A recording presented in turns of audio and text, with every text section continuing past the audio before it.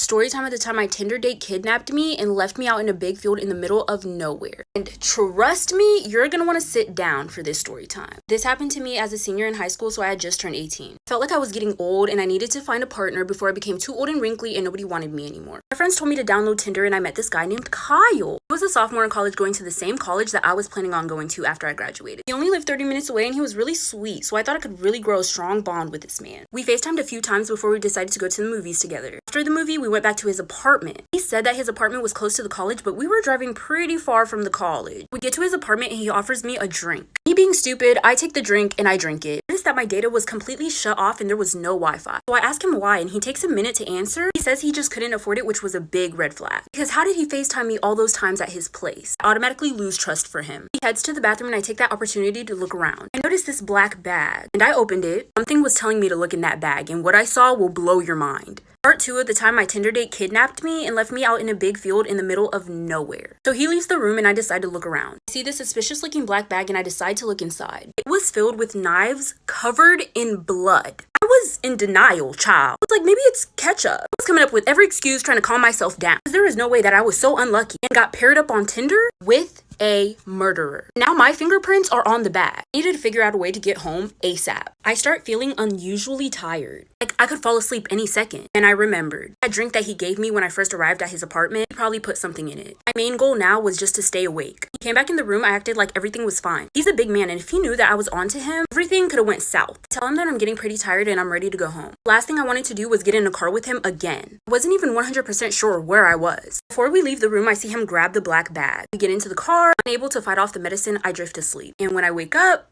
we were on a deserted road surrounded by big fields. Part 3 of the time my Tinder date kidnapped me and left me out in a big field in the middle of nowhere. Forgot to mention in the last part, after he grabbed the black bag when we were about to leave, I asked him why he was grabbing it. He said he was going to drop it off to a friend after he dropped me off back home. Which was a fat lie, and here's why. Once I wake up, I notice that we're on a deserted road surrounded by big fields. I instantly started to freak out because I knew that you did not have to pass these big fields to get back to my house. I was getting kidnapped and there was nothing that I could do. He looks over, notices that I'm awake, and looks right back at the road. I try to calm down so things don't get hectic because like I said, he was a big man. Then I ask him where we're going. He just tells me to go back to sleep. Yeah, like, let me just take a nap right now in the car with a stranger who has a bag full of knives, taking me to an unknown location. What a good idea. Obviously, I did not go back to sleep. I had to think of a plan. Little did Kyle know, I always keep a taser in my purse, no matter where I'm going. It was literally my last resort. There was nothing else that I could do. I had to single-handedly take him out, and that's what I did. Quickly reached into my purse, got my taser, and tased him in the face. And that's when things went south. Part 4 of the time my Tinder date kidnapped me and left me out in a big field in the middle of nowhere. So we're in the car and I tase him in the face with my taser. And once I realized that I had access to my taser, I knew that he was not very smart. Because he put something in my drink and I passed out. Which means he could have looked at my personal belongings and seen the taser. But he didn't. So after I tase him in the face, he swerves the car. He grabs me by my hair. So I take off my seatbelt, turn to him, put my legs up, and start kicking. Now I don't have very much arm strength, but these legs gonna kill you. At this point, he's not even driving anymore. The car is going full speed by itself. So as I'm kicking him in the face, he reaches for the black bag which was on his lap. That's when I did.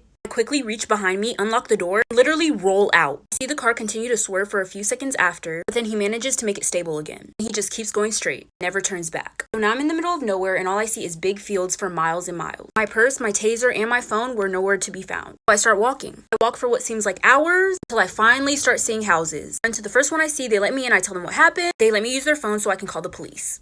Part 5 of the time my Tinder date kidnapped me and left me out in a big field in the middle of nowhere. So now I'm in someone's house and I'm safe and they let me call the police. Police arrive and then I tell them what happened. I gave them a description, I told them everything that I could remember from that night. And I showed them his Tinder page. One of the officers go back to their car. And when they come back, they let me know that his name is not in the system. And at that point, I'm confused. Because did this man fake his identity as well? The police officers ask me where I live and I let them know. And they go, wow, that's pretty far from here. And so I'm like, how far? They answer, about 3 hours away.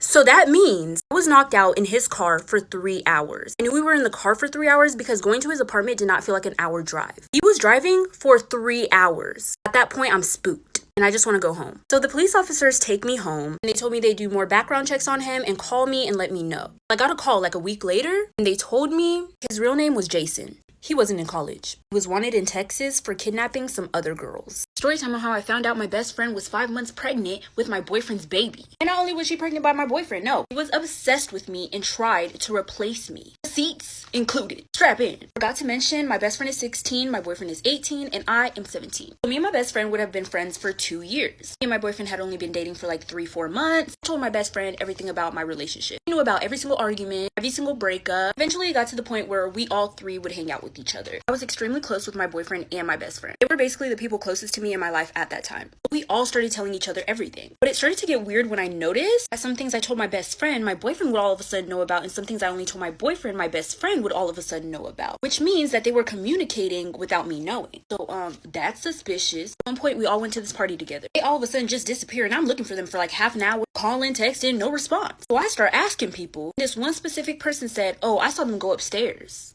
holding hands, just the two of them." I was ready to kill. Part two of how I found out my best friend was 5 months pregnant with my boyfriend's baby. Not only did she get pregnant by him, no, she was obsessed with me and tried to replace me. So we're at the party and my boyfriend and my best friend are nowhere to be seen. So I ask around and someone tells me that they saw them go upstairs together. So upstairs I go. I see my boyfriend and he's just talking to some friends. Well, I'm like, we all friends. I want to talk too. Where the fuck were you? He's like, "Oh, I was just up here, chilling with the homies." We're all standing in front of a door, and then I see my best friend walk out of the bathroom that's right across that door. At the time, I didn't really put the pieces together that they just got freaky. But several months after the party, I did start to realize something. My best friend was gaining weight. Everybody else noticed it too. And during these months, my boyfriend also got a new job. We couldn't see each other as much. Like I said, everyone noticed that my best friend was gaining weight. And rumors started to spread that she was pregnant. But no one knew who was the dad. Like I said, me and my best friend told each other everything. So if she was going to tell anybody who the baby daddy was, it would have been me. But I had no clue. She said she was just gaining weight. She texted me and asked if me, her, and my boyfriend could all meet up somewhere to talk. That talk did not end well. Stay tuned for part 3. Part 3 of how I found out my best friend was 5 months pregnant with my boyfriend's baby. Not only was she pregnant, she was obsessed with me and tried to replace me. Receipts included, child. Okay, so rumors are going around that my best friend is pregnant. She texts me and says she wants me, my boyfriend, and her to all meet up somewhere. All 3 of us have not hung out together in a while, so I was down. So we meet up at her house. Her parents weren't home, we had the house to ourselves, so it was just the best place to meet up. So when I get there, my boyfriend and my best friend are already sitting on the couch. I cannot believe my eyes, child. This girl had a pregnancy test in her hand. I was like, "Put that shit away. I'm not fucking playing with you right now. Put that shit away." He basically tells me that it's exactly what it looks like. Told me that it happened at the party. By this time, it was April. I'm thinking, child, that's 5 months. They was mute for 5 months. I was dating this man who is 18, about to be 19, and got my just turned 16 best friend pregnant. But she wasn't apologetic. Good sis was laughing. Something was funny, or she planned this shit all along, which was proven right after I got this text message from her after I blacked out and woke up in jail. Pause to read. There's a lot of curse words, so the rest will be on my Instagram. This is a highly requested story time of the second time that I encountered the KKK. The first story time I posted about my first encounter, a lot of people in the comments were saying that I was lying or I was just making it up. Something as serious as the KKK is not something to ever joke about. I have done so much activism and still continue to do activism on my platform that I would never make up something like this. So my viewers know that I live in a really racist area. This is not a surprise. Just keep in mind that calling out people's experiences and saying that they're fake or they're lying can make it hard for other people that have experienced things like that as well to come out about their stories too. In this encounter, I actually did take pictures. I had pictures of my old iPhone 6, but now it's broken. I don't have any access to any of the pictures in that phone anymore. When it did happen, I posted those pictures on my Snapchat story. There's people out there that know that shit actually happened. Anyways, let's get started. So it was literally in the exact same area as it was last time. That creepy old rundown gunpowder factory in the middle of the night. Instead of being with my sister, I was actually with my mom this time. And we were going to pick up my older brother from work. He worked really late for whatever reason. Instead of coming out of the woods like last time, they were just standing there. Part 2. This is the second time that I encountered the KKK. So like I said, it was the middle of the night and I was driving with my mom to go pick up my older brother from work. Where he worked, we also had to drive past that abandoned gunpowder factory. But this time, the KKK wasn't even trying to hide. They were just there, literally standing in front of the building, but then on the other side of the road, there was more of them. People asked me last time how I knew it was the KKK. Y'all, they were wearing hoods. They had their white hoods on. They were not trying to hide. They were trying to make their presence known for whatever reason. So obviously me and my mother speed past. We're like talking about it in the car, and then we go pick up my older brother. When we go to pick him up, we tell him what happened. And he goes, "I want to see it for myself." I was like, "You're not seeing shit because we're going a different route." I would be past them again willingly. So we go ahead and call the police and tell them that we just saw the KKK. They said they would check the area out. We were supposed to meet the police around that area. We could tell them exactly where we saw them. But when we got there, they told us that they had arrested somebody, but they weren't in a white hood. Just a regular person, but they had a gun. I don't know if that person was a KKK member, but we went home safely after that.